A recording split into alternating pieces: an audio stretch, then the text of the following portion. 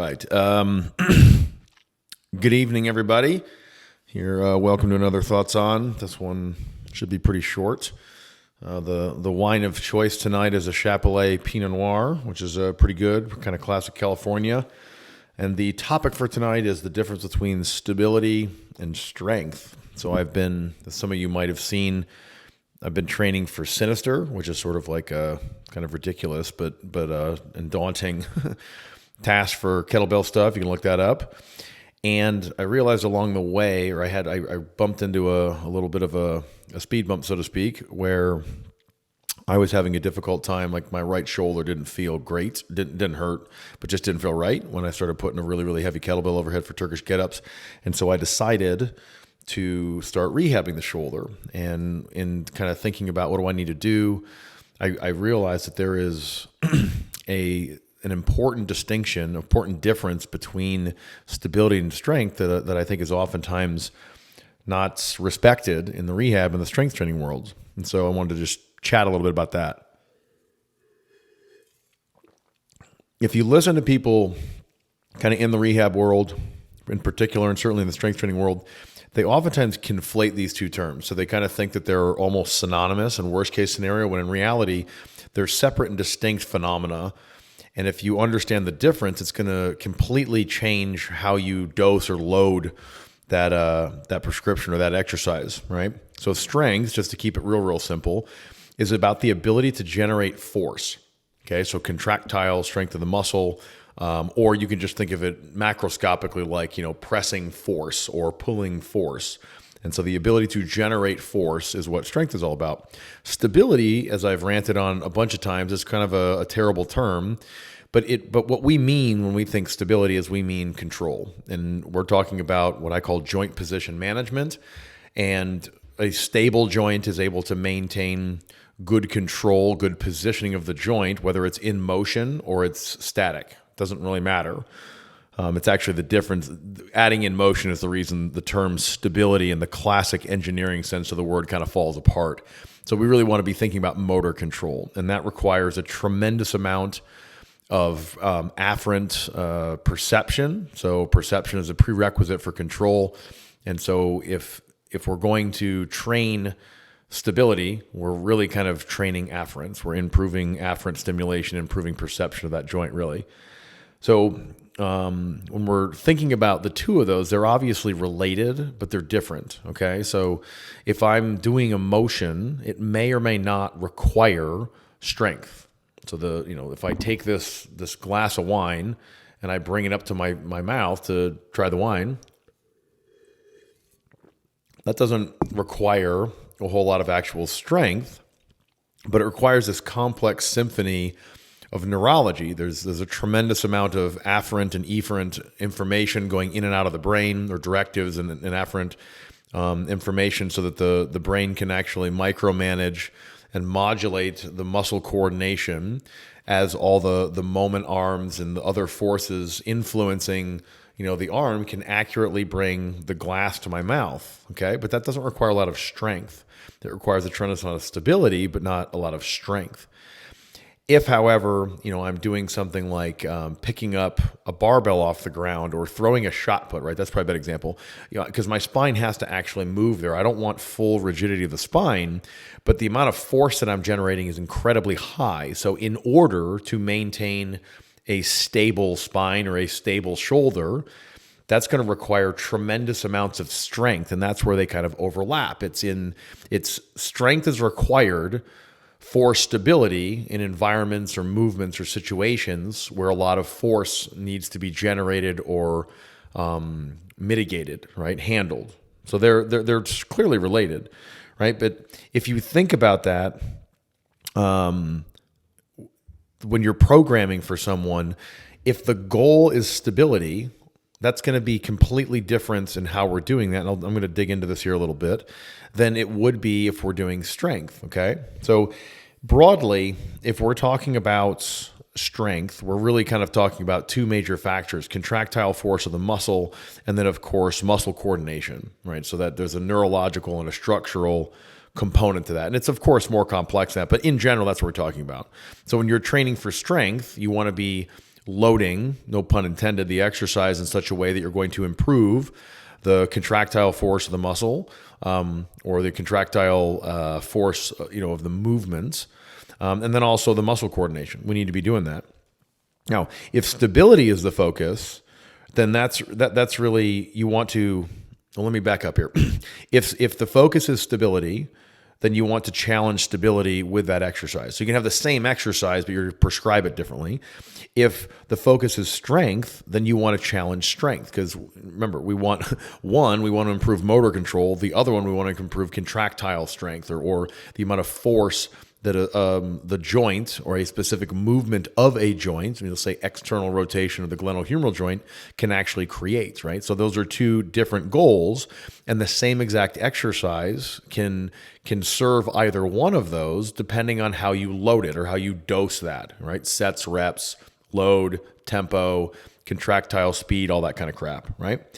So when we're talking about stability, it's really going to come down to two factors. You're going to talk about what's the dose, so that's going to be sets, reps, and load, and then also what's the setup. And really those two scenarios, those two factors are going to be the main difference between an exercise that is either set up for stability or set up for strength. Okay, let's use an example here. If we're doing external rotation, right? Glenohumeral external rotation. I bring this up because this is the thing that I've been noodling on for this.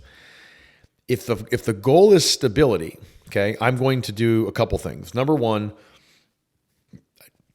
I need to challenge stability. So that means that I need to provide as little stability as possible so as to make the brain and the body work harder to stabilize the joint, right? So I'm putting it in an environment where the adaptation is improved stability. That's the goal, right?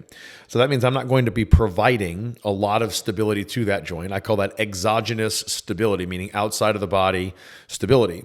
I'll kind of explain that here in a second.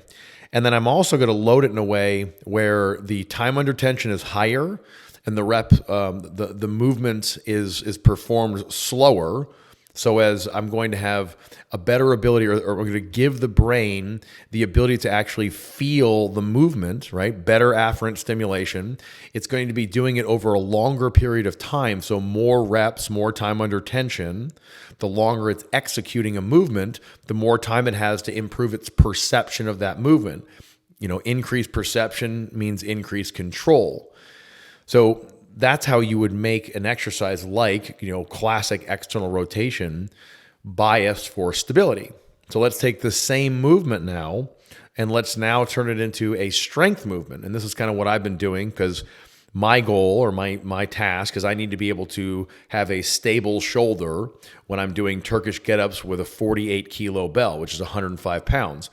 And that's no easy task, right? So that's certainly an example of a case or a scenario where in order for my joints to be stable, they must also be strong. And that's where I started thinking about this. So if I'm going to take the same movement, external rotation, I have to change the setup and the dose. So how would I change the dose? Well, I don't want to be doing reps of 15 or 20. That's not going to result in increased contractile strength of the external rotators, right? I need to be in that strength hypertrophy range, right? So that's going to be, time under tensions, let's say 15 to 40 seconds, somewhere in that range, depending on what I'm doing. And so I need to dose that differently. So the load needs to be a little bit higher, obviously relative to the joint or the movement. So glenohumeral external rotation is not the strongest motion on the planet. So even though it's going to be like a TheraBand, but that TheraBand relative to that joint needs to be pretty high so that I can have, adequate muscle tension to produce strength, right? And then I also need to stabilize the joint, provide the joint with exogenous stability so that I can better load the movement, okay? So what I was doing is I was doing glenohumeral external rotation with a band, right? I'm band resisting this. And originally I had the elbow on a bench, and I was just going through external rotation. Now, there's not enough friction in the bench in order for me to get really good, to stabilize that elbow so that I can externally rotate harder, right? So there's a lot of muscle coordination that has to be not wasted, but used to stabilize the elbow and the shoulder. So the amount of actual external rotation force that I can generate, or torque that I can generate, is going to be less. Okay. So then what I started doing is I actually started posting on the medial side of my elbow, or I started doing it with my elbow against a rig. So the forearm is on the other side of the rig. I'm holding the band, right, pulling me into internal rotation so that I can load external rotation. But now I've given myself a tremendous amount of stability so that when I go to externally rotate, instead of my elbow pushing forward and needing the body itself to control that, I've got my elbow pressed up against something so that now I can strongly load external rotation. And what this does is, by giving more exogenous stability, I'm able to better load the movement, and so that I can get the adaptation that I want, which is increased strength of the movement, right? We want increased strength there. So that's kind of what I've been thinking about lately. And I think that if we take any rehab exercise and you think, okay, is this a stability exercise or is this a strength exercise? You can load them differently, or dose them differently, right? Sets, reps, speed of the movement, load, so that you can either be challenging stability or you can be challenging strength. Now, last little note on this, any movement that you're performing is providing a lot of afferent stimulation to the brain. It's learning the movement. So there is always a stability component to every movement, even if it is, dosed for strength. But I think by providing that exogenous stability, like I just described, you can now load the actual movement or the muscle more so that you can adequately stimulate the adaptation that you want, increase contractile strength, whatever the case may be. So, I guess in review, when you guys are sitting down and you're thinking about dosing an exercise, whether it's a lunge or whether it's external rotation, like a rotator cuff exercise, what I want you guys to do is think about, okay, is it for strength or is it for stability? If it's for stability, you want to provide as little exogenous stability in the setup so as to challenge it more. You want to slow the movement down so the brain can feel it better, right? And you want to have greater time under tension so the brain has more time to perceive the movement, to improve its ability to control the movement. If you're taking the same movement, but now the focus is strength, what I want you to do is load it in such a way that you're going to stimulate that adaptation. So you need to have that time under tension, 15 to 40 seconds ish, right? You're going to have the reps, or 6 to 12, 6 to 15 reps, so that you can actually get hypertrophy of those muscles, right? Structural adaptation.